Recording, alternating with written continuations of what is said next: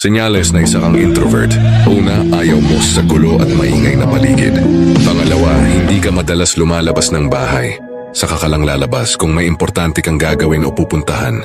Pangatlo, gusto mo laging mapag-isa at ayaw mo nang may mga istorbo. Pang-apat, kaya mong makipag-socialize pero may limitasyon. Panglima, kapag hindi ka komportable sa mga kasama mo, dinidistansya mo ang sarili mo sa kanila.